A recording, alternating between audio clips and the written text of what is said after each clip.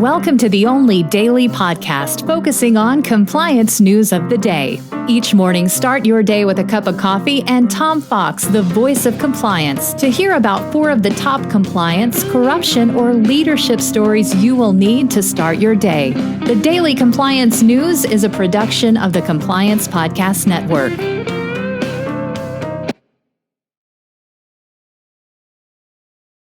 The Daily Compliance News for July 12, 2021, the email-free edition. And we begin with that story as the New York Times asks, could Gen Z free the world from email? It's actually crazy how outdated it is. People born after AOL mail was invented seem to prefer to communicate in almost any other way possible. Despite the reasonable qualms of older generations, Gen Z, generally defined as people born between 1997 and 2012, are pioneering the return of chaotic trends like low-rise jeans, pop punk, and Ed Harvey. But members of Gen Z do seem to agree with their elders on one thing: email needs to go. According to a 2020 study from the consulting firm Creative Strategies, there's a generational gap in primary work tools. The survey found that those 30 and above, email was their top tool for collaboration.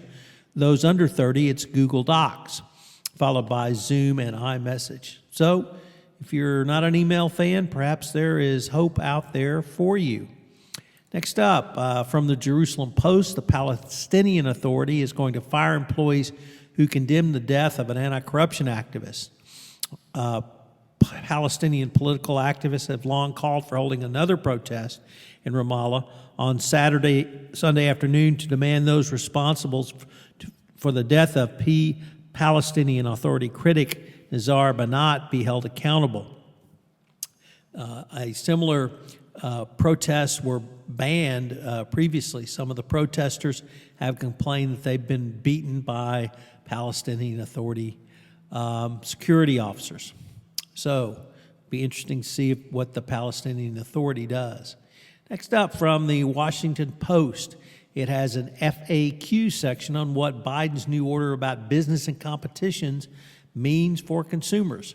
So President Biden's executive action that seeks to rein in corporate powerhouses and boost competition is a sprawling directive with 72 different directives.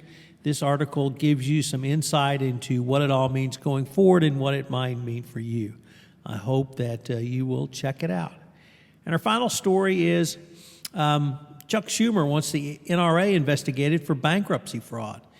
The majority leader called on the Justice Department to investigate the NRA for bankruptcy fraud, saying the financially stable gun rights group abused the system when it sought bankruptcy protection to avoid the New York lawsuit, which may put it out of business. The judge rejected the NRA's bankruptcy case, ruling that the nonprofit had not acted in good faith.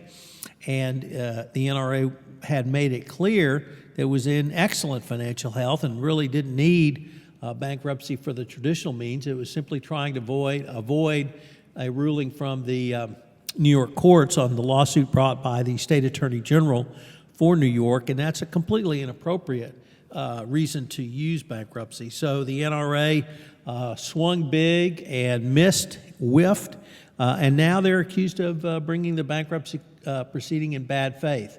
Not very surprising given the facts of the case that the president did it without the knowledge of the general counsel and without the knowledge of the board of directors, so you can only surmise about corporate governance issues at the NRA.